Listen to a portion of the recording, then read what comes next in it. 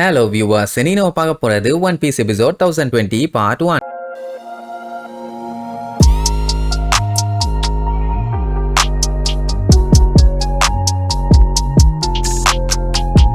Open பண்ணா போன பாட்டுல ஒட்டமா தம்மா கூண்டு பொண்ணா இருந்தாலும் இடையில பூந்து அவளால என்ன பண்ண முடியுமோ அதை தாறுமாறா பண்ணிட்டான். இப்படி ஒரு சம்பவம் பண்ணுவான்னு கண்டிப்பா யாரும் எதிர்பார்த்திருக்க மாட்டாங்க. இதனாலேயே எனிமீஸை ஈஸியா காலி பண்ணிடலான்னு வைங்க. அப்படியே அங்க கட் பண்ணி சஞ்சயை காட்டுறாங்க. அவனை கட்டி போட்டு மாத்தி மாத்தி உதைச்சு உருட்டி விளையாண்டுட்டு இருக்காங்க. அட கன்றாவியே, எப்படி இருந்த மனுஷனோட நிலைமை எப்படி ஆயிருச்சு பாருங்க. மத்தவங்கன்னா பரவாயில்ல, தூக்கி போட்டு வாயிலே மீச்சிருப்பான். எல்லாருமே லேடிஸா போயிட்டாங்களா, அதனால அடிக்க அடிக்க நல்லா வாங்குவான். இதுல வேற இந்த கேம் நல்லா இருக்குதாமா, இவனை வச்சு இன்னும் எக்ஸ்க்ளூசிவா கேம் விளையாட போறாங்களாமா. ஆல்ரெடி இவளுக்கு உதைச்சு உருட்டி விளையாண்டாளுங்க. அடுத்து என்ன பண்ண போறாளுங்கன்னா, இப்ப விளையாட போற கேமுக்கு பேரு சடன் டெத். அவன் மேல ஏறி மிதின்னு மிதிச்சாலும் பரவாயில்ல, குதிச்சு விளையாண்டுட்டு இருப்பாளுங்க. அத அந்த பிளாக் மணியை பார்த்து என்ஜாய் பண்ணிட்டு இருப்பா. அட்லீஸ்ட் ஒரு பல்ட்டிய போட்டு செவுத்த உடைச்சுக்கிட்டு ஓடி மண்டையா உடைச்சா கூட பரவாயில்ல, இவளுக்கு மிதிச்சு மண்டையா உடைச்சுக்கிட்டு இருக்கான். அதுதான் தாங்க முடியல. என்னப்பா கண்ணு, நல்லா அடி வாங்கினியா, டயர்டா இருக்குது போல, ரெஸ்ட் எடுக்கணுமான்னு கேட்பாளா. அதெல்லாம் ஒரு வெங்காயமும் வேண்டாம், இனி ஆளை விடுங்க, எனக்கு ஏகப்பட்ட வேலை இருக்குதுமா. அட என்னப்பா இதுக்கே போறீங்கன்னா எப்படி,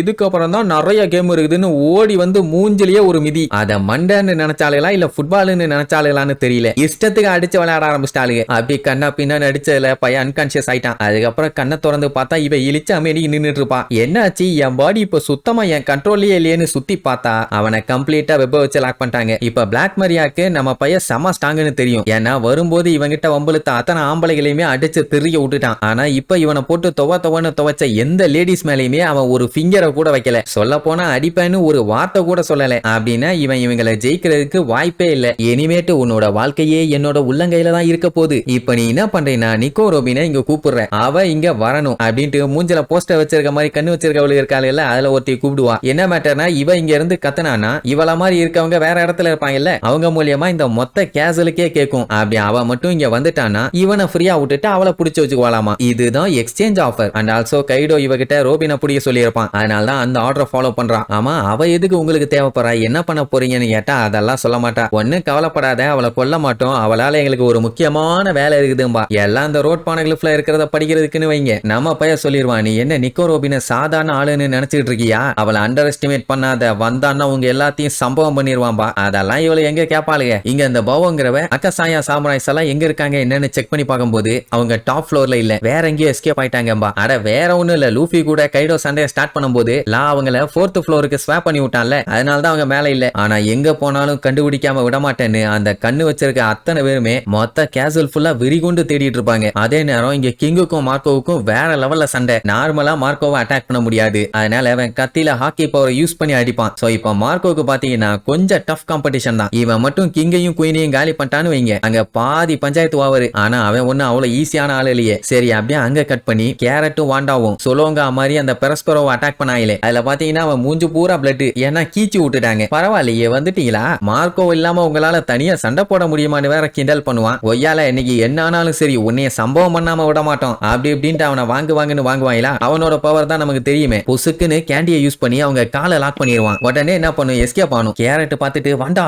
இந்த கேண்டி ரொம்ப ரொம்ப ஆபத்து, நம்ம எஸ்கேப் ஆனும்னு வாயை திறக்கும் போதே அவன் வாய்க்குள்ள கேண்டியை விட்டுருவான். அவ்வளவுதான், இதோட நீங்க காலி, நல்லா சாப்பிடுங்க. இது உங்களோட மொத்த பாடியையும் அழகா கவர் பண்ணிடும். இதுக்கப்புறம் உங்களால எதுவுமே பண்ண முடியாது, கொஞ்ச நேரத்துல மூச்சடைச்சு செத்து போயிருவீங்கன்னு அவன் சொல்ல அவங்களை கம்ப்ளீட்டா கேண்டி கவர் பண்ணிருச்சு. அவங்களால மூச்சு விட முடியல, சொல்ல போனா அசைய கூட முடியல. எப்படி கேண்டி மேனை உருவாக்கிட்டனா, பார்க்க வேற ரொம்ப அழகா கியூட்டா இருக்கீங்க, எப்படி உங்களை நான் உடைச்சு தள்ளுவேன். So sad. பட் என்ன இருந்தாலும் இந்த மிங்ஸால எப்பவுமே தொலைதான். ஏன்னா ஆல்ரெடி ஒருத்தன் இப்படித்தான் வந்து பாம் வைக்கிறேன்னு சொல்லி பிளாஸ் பண்ணி நம்ம பெட்ரோவை தான் சொல்றான், அவனோட கைய பறி கொடுத்துட்டான். போனா போயிட்டு போகுது, என்னால கேண்டியாவே உருவாக்க முடியும், ஆனா அவன் சாவு வீணா போச்சே அப்படி இப்படின்னு தேவையில்லாம வாய விட்டுட்டு இருப்பான். இந்த கிறுக்கு பையன் தான் கேண்டியை வச்சு லாக் பண்ணிட்டான்ல, பேசாம போக வேண்டியதானே. தேவையில்லாம இப்படி பேசின உடனே அதை கேட்டுட்டு அவங்க இன்னுமே விரியாயி அவங்க பாடியில இருந்து எலக்ட்ரிசிட்டி வெளியில வரும். மெயினா நம்ம கேரட்டோட பாடியில இருந்து கொஞ்சம் கொஞ்சமா கேண்டி உருகும். ஆனா அதுக்குள்ளேயே அவ உடச்சு தள்ளிட்டு வெளியில வந்துருவான். அது மட்டும் இல்லாம வாண்டாவோட கேண்டியையுமே உடச்சு தள்ளுவான். இதை பார்த்துட்டு அவன் பயங்கரமா ஷாக் ஆயிருவான். ஏன்னா இது வரைக்கும் அவன் கேண்டியை வச்சு லாக் பண்ணதுல இருந்து யாருமே எஸ்கேப் ஆனது இல்ல,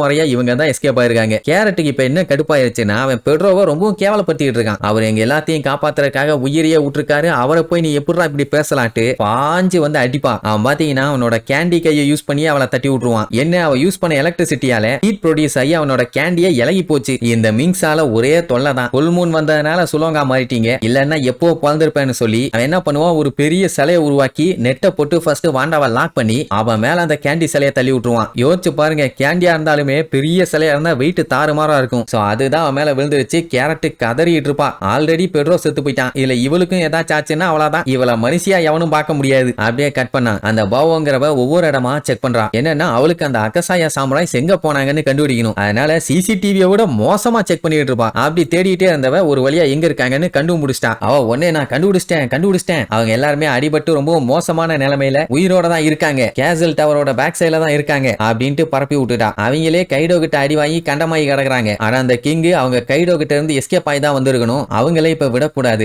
ஏன்னா அவங்கள கொன்னாலே இந்த போர்ல பாதி ஜெயிச்ச மாதிரி தான். கிங் போய் கொல்லலான்னு பார்த்தா மார்க்கோ சண்டை போட்டுட்டு இருக்கான். அவனை விட்டுட்டு வர முடியாது, ஓட விட்டு அடிப்பான். அதனால மத்தவங்க கிட்ட போய் அவங்கள கொல்ல சொல்லுவான். அவங்க இருக்கிற இடம் பாத்தீங்கன்னா ட்ரெஷர் ரெப்போசிட்டரி. தாட்டு விட்டுன்னு வேலையை முடிச்சுட்டு என்கிட்ட இன்ஃபார்ம் பண்ணுங்கன்னு அனுப்பி விடுவான். இந்த நியூஸ் வந்து பிளாக் மரியா கிட்ட போகுது. இப்ப அவ தான் போய் காலி பண்ணும். ஏன் இவகிட்ட சொல்லுவாங்கன்னா செகண்ட் ஃப்ளோர்ல இருக்க அந்த ட்ரெஷர் ரூம் வந்து இந்த ஃப்ளோரோட கனெக்ட் ஆயிருக்குது. அதனால என்னால ஈஸியா அவங்கள ரீச் பண்ண முடியும். சோ டோன்ட் வரி, நான் அந்த அக்கசாயா மெம்பர்ஸை காலி பண்றேன்னு. இதை கேட்டுட்டு நம்ம பயலுக்கு தூக்கி வாரி போடும். எது கிண்ண காலி பண்ணிட்டாங்களான்னு. உடனே அவளை போகாதேம்மா அந்த பாவோங்கிறவ எல்லா விஷயத்தையும் சொல்லிடுவா. எல்லாம் கொஞ்சம் பார்த்து போங்க, ஏன்னா அங்க 10 பேர் இருக்காங்க, இன்னும் எத்தனை பேர் இருக்காங்கன்னு என்னால கிளியரா சொல்ல முடியல. அந்த ரூமே ரொம்ப டார்க்கா இருக்குது, யாரோ அந்த சாமுராய்க்கு ஹெல்ப் பண்ண ட்ரை பண்ணிட்டு இருக்காங்க, அதனால சட்டு புட்டுன்னு போய் கொல்லுங்கிற மாதிரி சொல்லுவா. பார்த்தா உள்ளுக்குள்ள யாரோ செம கடுப்புல இருக்காங்க. இந்த மாதிரி இவங்களை பண்ணிட்டாங்களேன்னு. அது யாரு என்னன்னு அடுத்த எபிசோட்ல பார்க்கலாம். டாடா.